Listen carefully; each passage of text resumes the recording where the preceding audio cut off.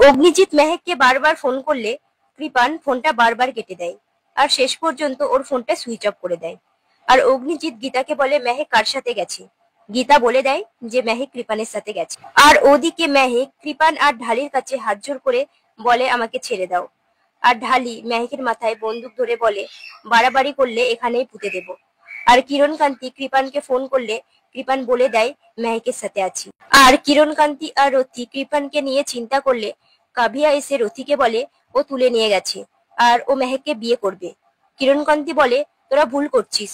আর ওদিকে অধরা বড়বাবুর কাছে হাত জোর করে বলে অধ্যয়কে ছেড়ে দিন। বড়বাবু বলে ছাড়বো না, আর কাল ওকে কোর্টে প্রডিউস করা হবে। আর কিচ্ছু করার নেই, পরিষী দেবী স্টেটমেন্ট দিয়ে দিয়েছে। আর ওদিকে মুখার্জি বাড়িতে অগ্নিজিৎ আর গীতা মাদার্স ডে উপলক্ষে একসাথে গান গায়। আর গীতা যখন বুঝতে পারে মাংস পড়ে যাচ্ছে তখন দৌড়ে চলে যেতে গেলে স্বস্তিকের সাথে গীতা ধাক্কা লাগে আর দুজনে সোফাতে পড়ে যায়। আর গীতা তারপর কিচেনে যায়। আর গীতা বন্নি আর ঈশাকে শেষবারের মতো ওয়ার্নিং দেয়। ওদিকে থানাতে বড়বাবু পরিষীকে বলে আপনি কার বাড়ি যেতে চান। পরিষী বলে আমি শ্বশুর বাড়ি যেতে চাই।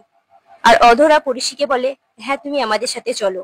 বড়বাবু অধরাকে বলে ওনাকে নিয়ে যাচ্ছেন যান, কিন্তু পুলিশ আপনাদের ওপর সবসময় নজর রাখবে। আর পরিষী বড়বাবুকে বলে আমি সদ্য বিবাহিতা, আমি সংসার করতে চাই, তাই আমার স্বামীকে আমি ঠিক বাড়ি ফিরিয়ে নিয়ে যাব বলে অধরা পরিষীকে নিয়ে চলে যায়। আর মেহেক কৃপানের সামনে হাত জোর করে কান্না করে বলে আমাকে ছেড়ে দাও।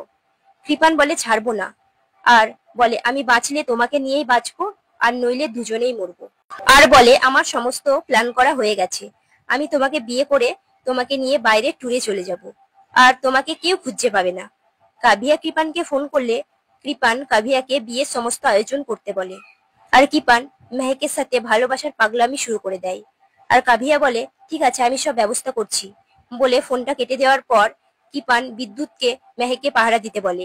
বলে আমি বিয়ে রেজিস্ট্রারকে আনতে যাচ্ছি বলে কৃপান বেরিয়ে যায়।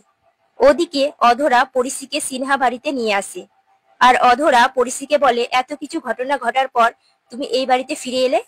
পরিষী বলে হ্যাঁ আমি থানায় ইনফর্ম করে এসেছি। আর মনীষা পরিষীকে বরণ করবে বলে বরণডালা নিয়ে আসে। আর বাড়ির বড়রা পরিষীকে বরণ করে ঘরে তোলে।